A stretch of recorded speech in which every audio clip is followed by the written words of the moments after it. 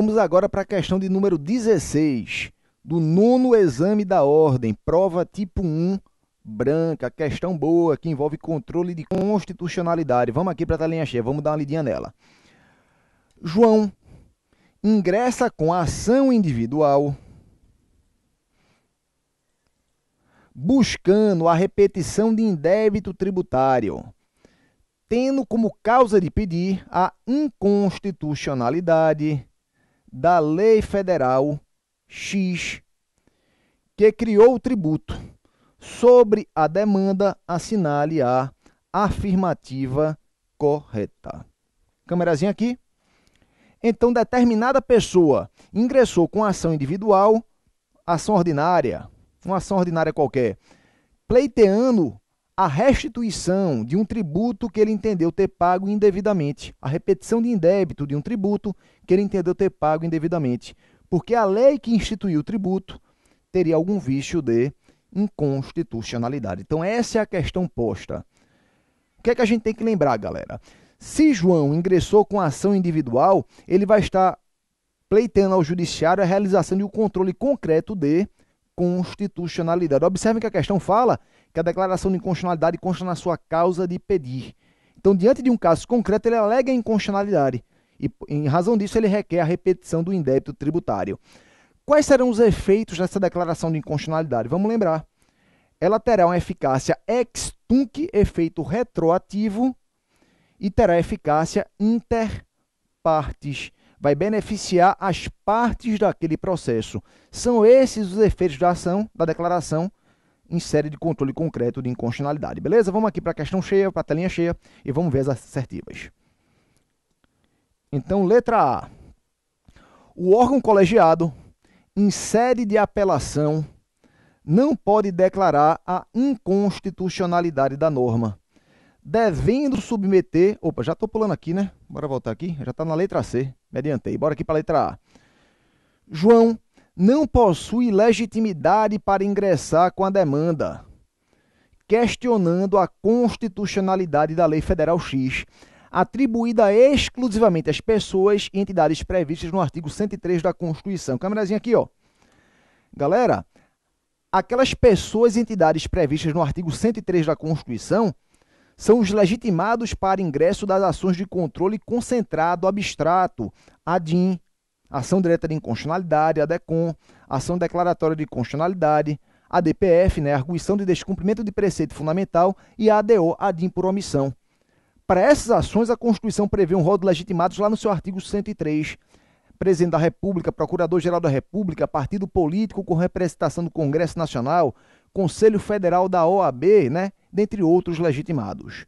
Para as ações individuais, qualquer prejudicado pode provocar o judiciário. Então, quando a questão diz que ele não teria legitimidade, obviamente, diante de uma ação individual, obviamente, ele tem essa legitimidade. Vamos aqui voltar para a telinha cheia. Então, a letra A, né? Está errada quando diz que João não possui legitimidade, né, para ingressar com a demanda, porque essa legitimidade seria atribuída exclusivamente às pessoas e entidades previstas no artigo 103 de modo algum. Então, letra A está incorreta. Letra B. Caso a questão seja levada ao STF, em sede de recurso extraordinário, e este declarar a inconstitucionalidade da Lei Federal X pela maioria absoluta de seus membros, a decisão terá eficácia contra todos e efeito vinculante. Então, aqui, ó, se o Supremo julga a matéria em sede de recurso extraordinário, e o Supremo, quando julgar, vem a declarar a inconstitucionalidade da Lei X pela maioria absoluta dos membros, será que essa adesão vai ter eficácia contra todos? Leia-se erga omnes.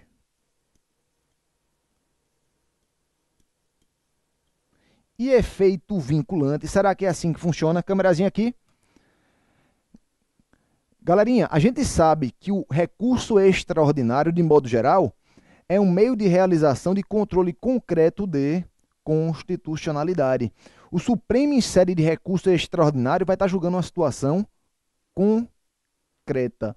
Então, se ele está julgando uma situação concreta, obviamente, essa decisão vai ter eficácia inter partes, vai atingir apenas as partes do processo. Então a questão está errada quando fala que tem eficácia erga omnes. Apenas lembra que o artigo 5210 da Constituição Federal, 5210, ele permite que o Supremo, ao declarar a norma inconstitucional, comunique a decisão ao Senado Federal.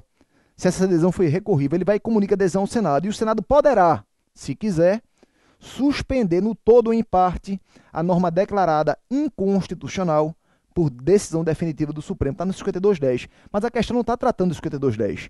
Está tratando do modo usual de utilização do RE. E usualmente, galera, ele tem eficácia apenas inter partes. Por isso que a letra B está errada. Vamos aqui ver a letra C. Letra C. O órgão colegiado, em sede de apelação, não pode declarar a inconstitucionalidade da norma, devendo submeter a questão ao pleno do tribunal ou ao órgão especial, quando houver, salvo se já houver prévio pronunciamento deste ou de plenário do STF sobre a sua inconstitucionalidade. Eu estou falando o quê? Que o órgão colegiado do tribunal, na apelação, não vai poder declarar a inconstitucionalidade, devendo submeter a questão ao pleno do tribunal plenário ou ao órgão especial, se houver órgão especial. Salvo exceção, salvo quando? Duas exceções que a questão trata aqui. Se já houver prévio pronunciamento deste, do plenário ou órgão especial do tribunal ou do plenário do STF sobre a sua inconstitucionalidade. A questão está cobrando de vocês conhecimento do artigo 97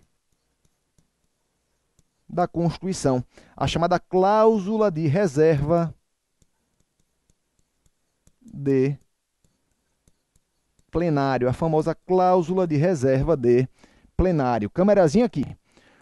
O que é que diz a cláusula de reserva de plenário, galerinha? Fala justamente que os tribunais, eles só podem declarar a inconstitucionalidade de uma norma por decisão da maioria absoluta de seus membros ou dos membros do respectivo órgão especial. Então lembra, como é que você utiliza a reserva de plenário? Apenas no âmbito dos tribunais e para declarar a inconstitucionalidade da norma. Nesse caso, a declaração terá que ser feita pelo pleno do tribunal ou pelo respectivo órgão especial. Essa regra tem exceção, tem duas exceções. Quais são essas exceções? Justamente as exceções que a questão está dizendo. Se o próprio plenário do tribunal já tiver anteriormente declarado aquela norma inconstitucional, obviamente, das próximas vezes, você não tem que submeter a questão ao plenário de novo. O próprio órgão colegiado do tribunal resolve a questão, o órgão fracionário resolve a questão. E, obviamente, também se o plenário do Supremo Tribunal Federal já tiver decidido a matéria. Se o próprio STF, galera, já declarou aquela norma inconstitucional, obviamente, você não tem que submeter mais a questão ao plenário, nem ao órgão especial do tribunal. O próprio tribunal pega aquela decisão do STF, e decide a questão diretamente. Então a questão responde corretamente. A letra C de Clube Náutico Capibaribe resolve corretamente a questão, galera. Lembra ainda da súmula vinculante número 10 do Supremo, exato, súmula vinculante número 10, que se o órgão fracionário do tribunal, mesmo sem declarar expressamente a inconstitucionalidade da norma, deixa de aplicar a norma, ele fere o artigo 97 da Constituição. Pode ser que o órgão fracionário dê uma de doido. Faça de conta que a lei não existe. Que ele sabe, vai dar um trabalho danado remeter essa matéria para o pleno. Então, vou fazer de conta que a lei não existe. E vou deixar de aplicá-lo. O que é que o Supremo diz? Que a não aplicação da lei pelo órgão fracionário, quando deveria ter sido aplicado, fere o artigo 97 da Constituição Federal, súmula vinculante número 10. Beleza? Vamos aqui para a telinha cheia. Então, questão correta é a questão C, letra C, de Clube Náutico Capibaribe. Letra D. O juiz de primeiro grau não detém competência para a declaração de inconstitucionalidade de lei ou ato normativo, mas somente o tribunal de segundo grau. E desde que haja prévio pronunciamento do plenário do STF sobre a questão aí é maluca, está completamente correta, né, galera? A gente sabe que o controle incidental pode ser realizado por qualquer juiz ou por qualquer tribunal. Beleza? Então, letra C responde corretamente a questão. Questãozinha boa sobre controle, hein, galera? Se liguem. A Fundação Getúlio Vargas vive perguntando questões sobre controle de constitucionalidade. É sempre bom ter essa matéria em mente, né? Um beijo e até a próxima.